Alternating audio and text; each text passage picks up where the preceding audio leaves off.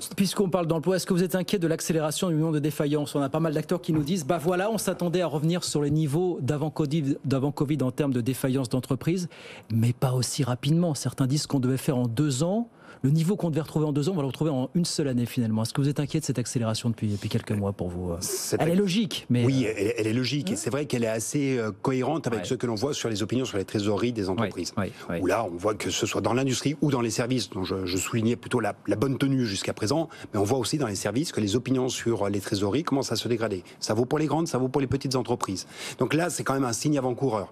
Ce qui me rassure plutôt sur les défaillances, parce que oui, bien entendu, il va y avoir une remontée des défaillances, parce que on est sorti de la fin des périodes de délai pour le remboursement des PGE, il y a la remontée des coûts, il y aura une augmentation des salaires aussi qui va intervenir. Donc oui, ça va mettre les entreprises en difficulté. Ce qui me rassure, c'est que on anticipe peut-être un petit peu mieux que d'habitude cette remontée. Quand je vois le nombre de procédures de sauvegarde qui remonte très fort, qui dépasse déjà son niveau de 2019, mais c'est pas le cas pour les liquidations, c'est pas le cas pour le nombre d'entreprises en redressement.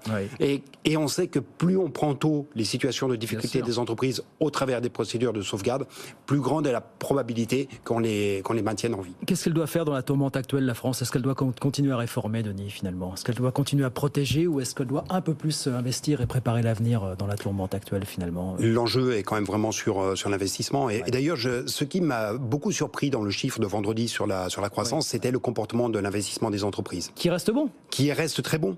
Et la question, mais pour l'instant, on n'a pas d'ores et déjà les éléments qui nous permettent de rendre tangible cette hypothèse, c'est qu'il y a peut-être une accélération, une anticipation des dépenses d'investissement par les entreprises, qui se sont dit, mais là, on a devant nous une crise, on a des messages qui ont été passés, attendez, l'hiver compliqué, c'est pas l'hiver 2022-2023, c'est l'hiver 2023-2024. Exactement.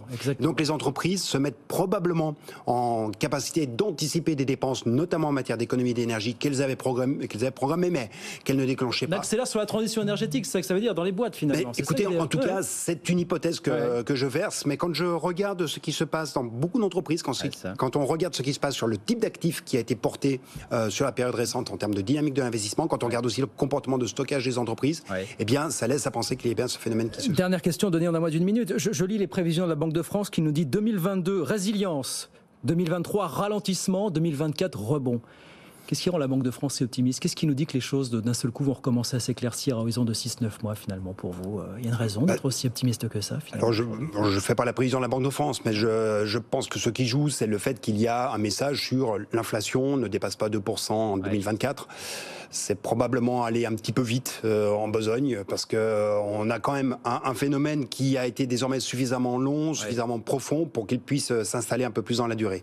Et donc les situations de taux, les capacités aussi de dépenser des agents vont être contraints pendant un moment, parce que n'oublions pas quand même qu'on a, et vous avez vu les chiffres de l'inflation ce matin, en comparaison de la zone euro, on a l'inflation la plus faible. 10,7. Voilà, 10,7, la France est à 7,1. Cela tient à notre mix énergétique, cela tient aussi à notre grand interventionnisme que l'on a fait, et qu'il va bien falloir un moment ressortir, et on aura un moment la vérité des prix qui interviendra. Mais rien ne